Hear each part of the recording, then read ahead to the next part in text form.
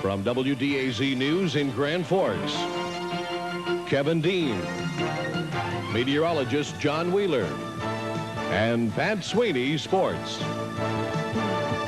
This is your home team with the 10 o'clock report. Good evening. Attorneys for Oliver North say former President Reagan participated personally and directly in giving favored treatment to countries that supported the Nicaraguan Contras. In a court filing, attorney Brendan Sullivan says Reagan helped to arrange support for countries that helped the Contras at a time when Congress prohibited official U.S. aid. It's the first time anyone has claimed that the former president was personally involved in arranging to return favors for third country aid. Secretary of State James Baker appears to have softened the U.S. timetable for deployment of modernized missiles in West Germany. Washington wanted NATO to endorse the plan this spring, but after meetings today with West German Chancellor Helmut Kohl in Bonn, Baker said differences over the NATO plan are open to negotiations. Baker met with other NATO officials in Denmark and Norway earlier in the day and will continue talks with West German officials tomorrow. Despite some strong opposition, a proposed hazardous waste facility in Red Lake County is still alive. County commissioners today decided to look for another site after the first one was found to be inadequate. The county has now been in the running for 2 years, and opponents of the plan say it's about time to pull out. Paul Amundsen reports. Red Lake County waste site opponents were wondering today if they could claim victory in the long process. Just weeks ago, the state declared the only proposed Red Lake County site ineligible because of the soil makeup. Opponents were hoping commissioners would respond to that news by dropping out of the process. Not so. The commission stood fast in its decision to continue. We don't trust you at all anymore because you've lied to us all the time. You also said that if this site on Morinville didn't qualify, that we were out anyway. So why are you keeping on? Red Lake County commissioners say they now want to follow a similar procedure that Koochiching County is following. Koochiching is the only other Minnesota county still in the process. These commissioners want to negotiate a contract with the Environmental Quality Board to see what kind of financial benefits the county could expect from the state. They would then try to find another suitable site to build the facility. The present plan that has been negotiated with Koochiching County contains financial benefits to the county of something in excess of $70 million. The state legislature boys are talking maybe $10 million. Commissioners reassured the opponents they would eventually allow the issue to be put to a vote of county residents, but opponents wanted that decision to be made today. Let's not tear the county all apart. Are you afraid of the vote? I mean, why are you so anti? I mean, I'd like to see it, let the people decide. That's what we thought from the start. Despite the vocal opposition, County Commissioner Elvin Jensen says he has heard from a number of people in favor of the facility. He says there is likely another potential site out there. Yes, I've been contacted by landowners that are ready to have their land looked at to see if we can find a suitable site. They think that this process is correct, and they think it's safe, and they think it's something that we should continue with. In Red Lake Falls, Paul Amundsen, WDAZ News. Leaders on both sides of the aisle of the North Dakota legislature say they can live with a one-time 7.1% pay increase for state employees this year. That raise would cost the state the same as Governor Sinner's proposal to give raises of 5% this year and 4% in 1990. The House Appropriations Committee gave the plan the go-ahead earlier today. A UND flight instructor and student pilot escaped injury this afternoon when their plane hit a snowbank and flipped over. A spokeswoman for the university's Center for Aerospace Sciences says the single-engine Cessna stalled on takeoff at the Crookston Airport. Instructor Donna Hicks and student Jim Venowitz were practicing takeoffs and landings at the time of the incident. No damage estimate is available. Grand Forks police are investigating a break-in at the North Dakota Mill and Elevator. Police were called to the state mill around 11 last night. Apparently, a security guard discovered a burglar in one of the elevator offices. The two scuffled, fell down a flight of stairs in one of the buildings to the basement, where the burglar got away with an undetermined amount of money. He is described as 22 to 23 years old with long, dark black hair and a mustache. He was wearing a ski coat and blue jeans and was carrying a hammer and screwdriver. The security guard, Michael Murray, was treated for minor injuries. A 27-year-old Fargo bank teller has been charged in what authorities say could be one of the largest bank embezzlement cases in North Dakota history. Dennis Werlinger is free on bond tonight after appearing today in federal district court in Fargo. Authorities say they don't know how much cash was taken, but FBI officials say the amount could climb to $600,000. Werlinger worked at a South Fargo branch of Northwest Bank for 10 years as a vault teller. A Northwest audit found falsified records that tipped them off, but they're still trying to find out where the money went. If convicted, Werlinger faces up to 5 years in prison. The embattled chairman of Midwest Federal of Minnesota has resigned. The move comes 1 week after the FBI announced it was investigating the savings and loan. Harold Greenwood Jr. stepped down this morning as the Federal Home Loan Bank of Des Moines declared Midwest insolvent and announced that federal regulators from the FDIC have taken over operations. The firm is the 11th in the nation to come under the joint venture, which was announced by President Bush last week. Midwest is Minnesota's second largest savings and loan. The president of the Des Moines Bank says all deposits in the institution are safe. On Wall Street today, the Dow Jones Industrial Average closed down about 3.5 points in relatively light trading to finish at 2282 at the closing bell. The news continues after this. The news brought to you by Washington Optical and Valley Vision Clinic. Washington Optical is your complete optical service, featuring a large selection of fashion eyewear for all ages, seasons, and sports. Their friendly staff will help you choose a frame that's right for you, complete with a 1-year breakage warranty and a 20% discount on your second pair of personal glasses. And Washington Optical is open Tuesday and Thursday evenings for your shopping convenience. Shopping for eyewear is a pleasant experience at Washington Optical.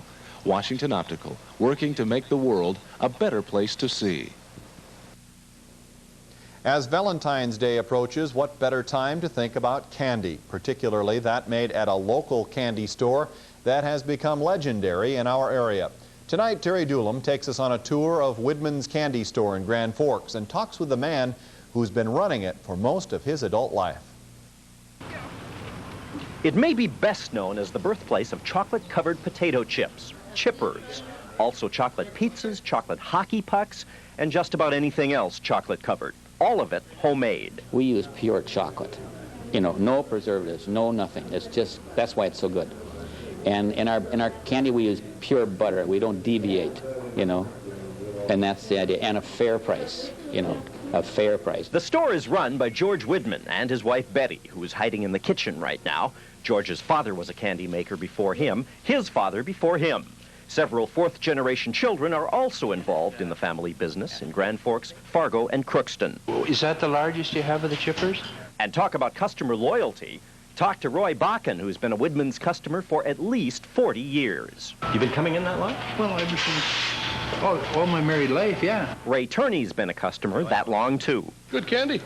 Best. Can't find it better in the country. And on this day, a busload of senior citizens from Winnipeg. Some who came running for another Widman's mainstay, the free sample. Oh, don't take it away from my hand. I'm going to cry. I only came for that. Oh, my goodness sakes. There you go. Thank you very much. Okay. We'd like to take you back into the kitchen to show you how the candy is made, but that's off limits to everybody but employees. Why is that? We've invented all these things that we make and do because we figure we're way ahead of anybody. Why should we show somebody who's behind us what we're doing? You're printing money back there, aren't you? No. Yes, you are. No. Whether it's Valentine's Day or Christmas or whatever, customers just can't seem to get their fill. Okay? You have enough there? I think so. I hope so. Terry Doolum, WDAZ News, Grand Forks. Well, Valentine's Day chocolates have a well-deserved reputation for making you put on a few extra pounds, but the candy may encourage romance as well. A Rhode Island cooking instructor says chocolate contains a mood-altering chemical that stimulates a pleasure center in the brain. But a Massachusetts nutrition researcher disagrees. She says all the fat and sugar in chocolate may make people more sleepy than amorous. If that's the case, then there's a lot of folks in Illinois who've been eating their share of sweets, or at least been getting a lot of rest. The Walgreen Company today hosted a special party for couples who've spent a lot of Valentine days together. The event was for those who've been married for 50 years or more.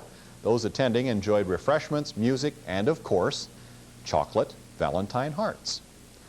We were able to enjoy a bit of a bonus today with the continuation of our mild weather, but all good things must come to an end, and it looks like that will be the case tomorrow. John Wheeler will be along in just a minute to let us in on what we can expect. Stay tuned.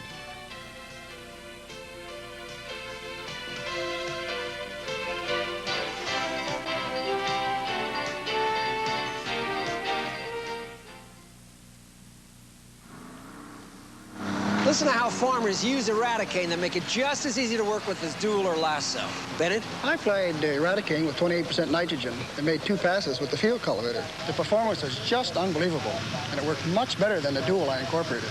And you, Jerry? My dealer impregnated Eradicane on dry fertilizer and made 2 passes with the field cultivator. I was making a tillage pass before I incorporated Lasso anyway. Eradicane is workable. See your dealer. Ah, Jonesy, we meet at last. Let's dispense with the pleasantries. I'm hurt. After all, you wanted this deal. Did somebody say deal? Get deals you can't refuse during the big Dodge Truck Push now. Great deals on 2- and 4-wheel drives, full size or mid-size. Great deals on import utility vehicles and vans, too. Hurry in before wait. Well, do we have a deal or not?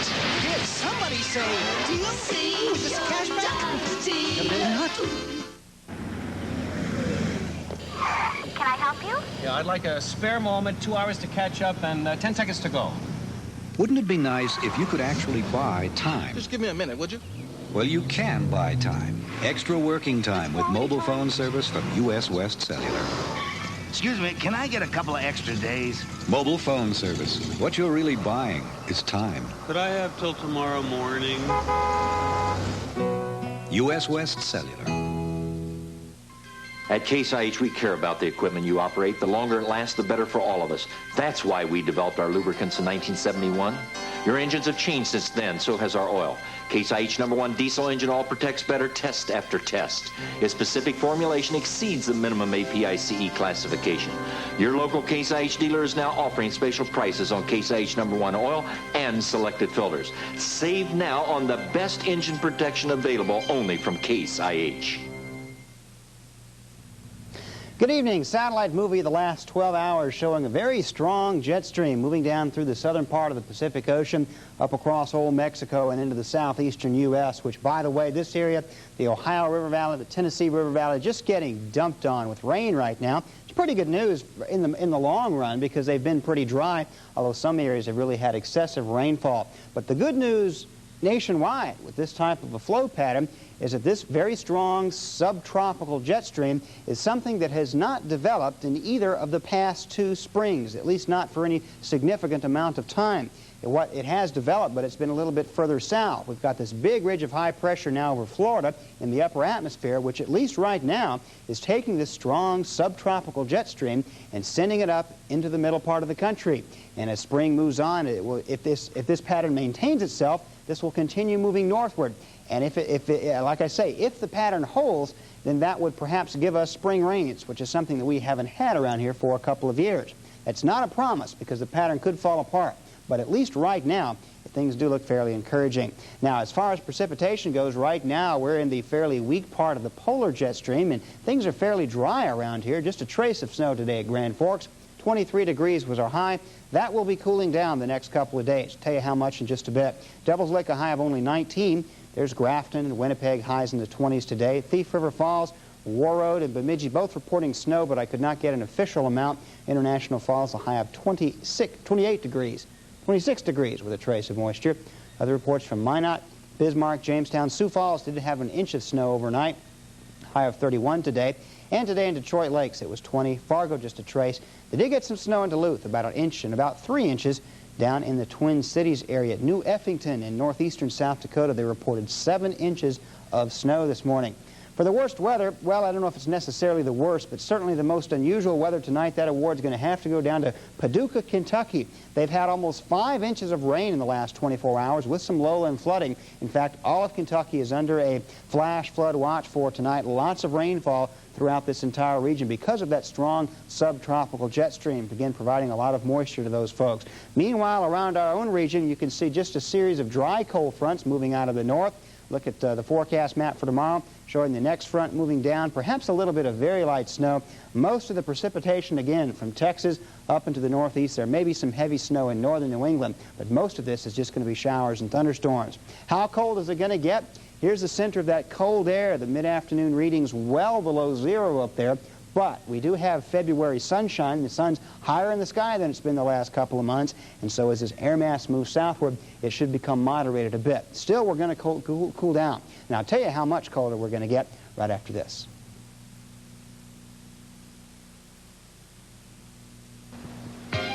Tired of the same plain old thing? Give your wardrobe new life with color and a creative design from Creative Impressions in Devil's Lake. Add excitement to your t-shirts, sweatshirts, jackets, and caps by choosing from the many designs Creative Impressions has on hand. If you have your own design in mind, Creative Impressions has an artist to help you create it. Whatever the message is you want to show off, create an impression at Creative Impressions in Devil's Lake. It's cooling off right now, 3 at Thief River Falls. Devil's Lake has 14, Jamestown 16, 16 also out in Minot. Winnipeg is 7 right now. Warroad is currently reporting 2. Over at Bemidji, it's 10, down at Minneapolis 19, and 10 degrees at both Grand Forks and down at Fargo. In Grand Forks, the current conditions, the dew point is 3, the relative humidity 73%, pressure 29.99 and steady. The winds now light out of the southwest. Increasing cloudiness tonight with a few flurries. Winds will gradually become northwesterly tonight as temperatures will fall down to near zero across the area. No measurable snow is expected. Then for tomorrow, we're going to see lots of clouds in the sky with some occasional light snow and perhaps a little bit of blowing and drifting, although I don't expect a lot of problems with that. Temperatures tomorrow a little bit cooler than today with highs around 10 degrees. Partly cloudy and quite cold tomorrow night with lows 10 to 20 below zero. Wednesday again cold with highs from 5 below to 5 above, but otherwise the weather should be fairly tranquil. As we look ahead through to the end of the week, the colder weather will stick around. Daytime's not too bad. Nights are going to get cold by about Friday and Saturday, but in fact nothing in the way of precipitation except for perhaps some very light snow tomorrow. We'll be back with the rest of the news right after this. Nice party. You're being polite. You caught me. My name's Bob. Kathy. I noticed you drive up in your Sable. I drive a Sable, too. Oh, I see. I mean, that's not what attracted me. What I mean is... Yes. Did you go for the option package, too? Saved a bundle. And the options, the cassette radio, power window. Speed control, power locks. Nice options. Nice car. Nice party. Mercury Sable. A nice value at your Lincoln Mercury dealer.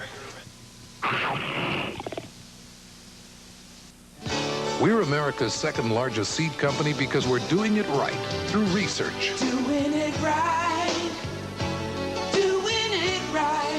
At the new Northrup King, we're doing it right. This year we introduced Fortress, the only alfalfa with resistance to Aphanomyces. And each corn hybrid is developed from over 5,000 experimentals. At the new Northrup King, we're doing it right for you. A few days ago, we told you about the silver anniversary of G.I. Joe, the doll millions of kids have enjoyed over the years. Today, another doll that's enjoyed even longer popularity celebrated a birthday. Barbie had her coming out party in 1959, but she hasn't aged at all since then. Company officials estimate 90% of all girls between age 4 and 10 have at least one Barbie. Over the years, Barbie has maintained her popularity by staying up with fashion and adding such friends as Ken, Midge, and little sister Skipper. Well, in sports, there's Section 8 hockey action going on between East Grand Forks and Hallock. Pat has highlights after this. North Dakota Centennial Moments, brought to you by Midwest Federal. Back in 1921, North Dakota's Angela Gibson got her start in films, playing bit parts in silent movies. But Angela soon embarked on another movie career, not in Hollywood, but in Castleton, North Dakota. More in a moment. Midwest Federal Savings, we're working for you. In all that we do, we're proud to lead the way. Everywhere in North Dakota, our name will be there. We're making your future pay. Midwest Federal Savings, your savings bank.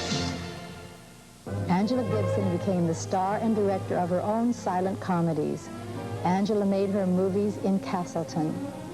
They were edited in Chicago and then distributed nationwide. Supporting roles were usually played by local townsfolk, including Angela's sister Ruby. None of these little masterpieces became box office champs, but the few that survived provide a charming glimpse of a more innocent time. I'm Angie Dickinson. North Dakota's Centennial Moments has been brought to you by Midwest Federal and this station.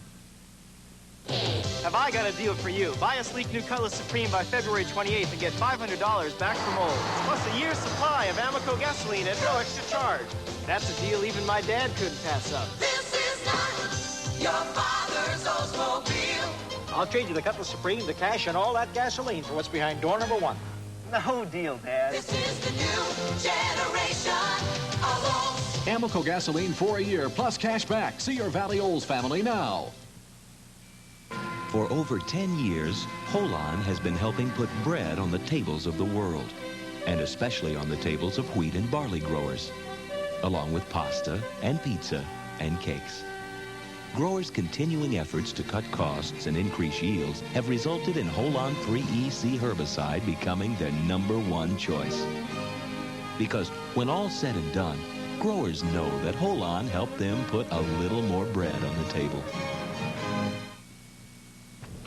A big night tonight for the Green Wave.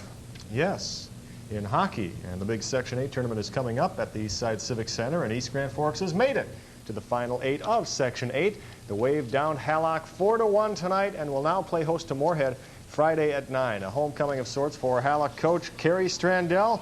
He's a Green Wave graduate, and things went well early for his Bears. Darren Blue's blast is gloved out of the air by Jeff Lemke. 15 saves in the first for Lemke. Game stayed scoreless till the second when Jason Hearn's slapper beat Lemke to the stick side, 1-0 East Side. Mike Lumby's Green Wave then on a power play. Corey Grassel across to Dan Parker. The one-timer makes it 2-0, and East Side takes it 4-1. In another game tonight, Thief River at Crookston. The Prowlers jump on top. Rob Colton's blast deflected in front by Wade Jordy for the goal. 1-0 Prowlers after one. Second period off the face-off. Brian Kelly's shot redirected by Mark Halliday past J. Lou Signan to tie it up at 1. But Thief River prevails in this one 4-2. Jay Severson, 2 goals for the Prowlers.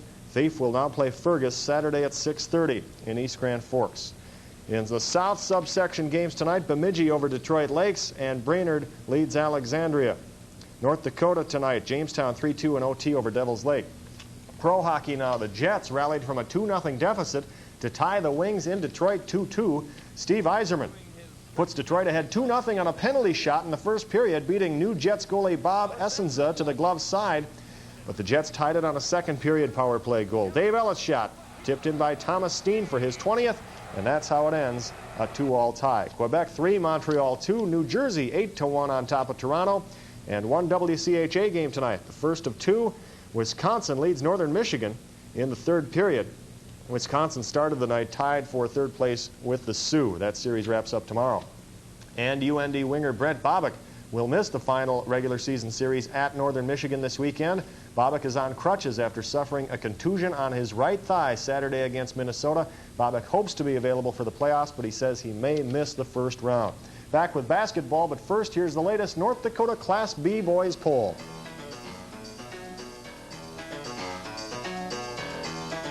The Sports, brought to you by Riverland Motor and Marine and Bergley Toyota, Red River Ford.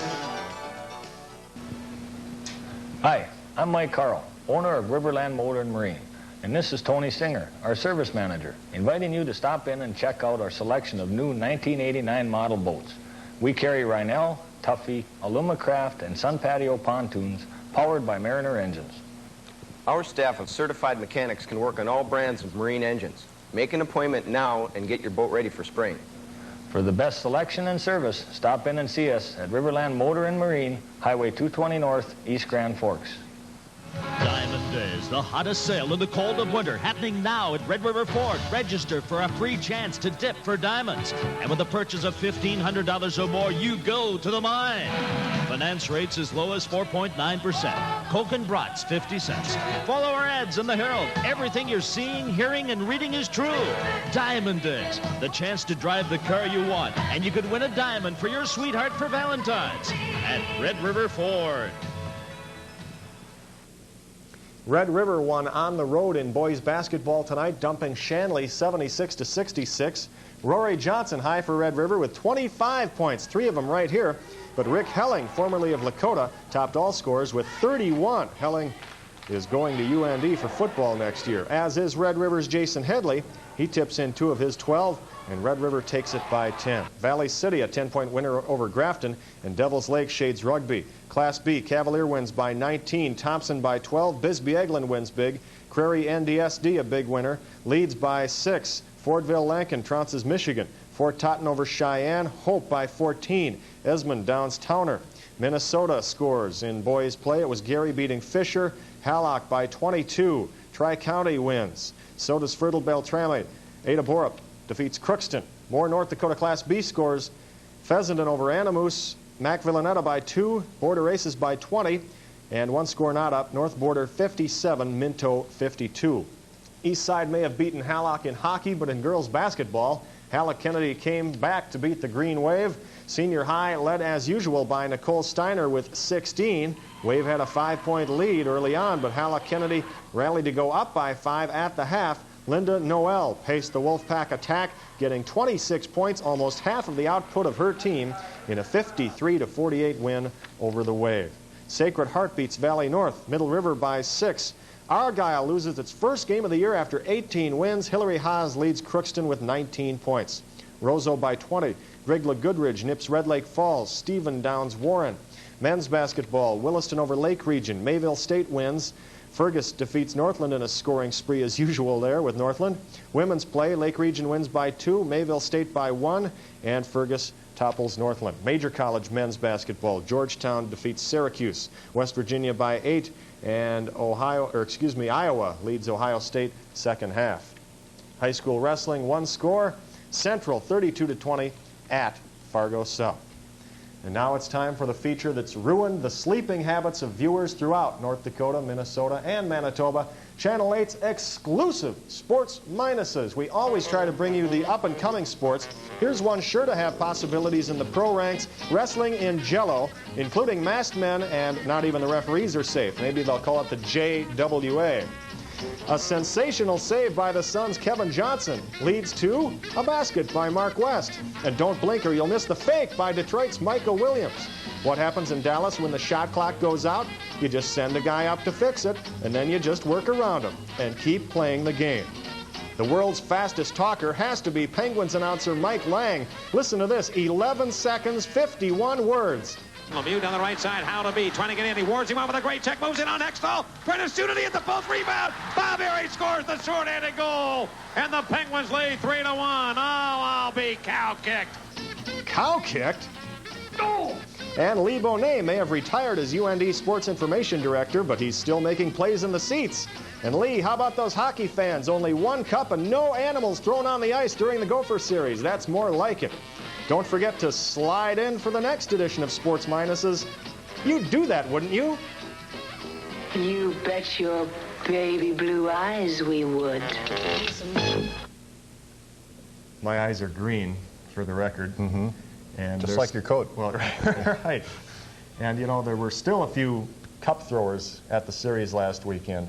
They waited until the final buzzer to shower the ice with cups, which is still kind of questionable, so if we can maybe clear that problem up. At least they didn't interrupt the game. At least it doesn't delay the game, but right? still, you shouldn't be throwing before, during, or after, so there's still a little room for improvement, but it was great that they didn't stop the momentum or anything. They should find out where the waste baskets are and use them. That's true.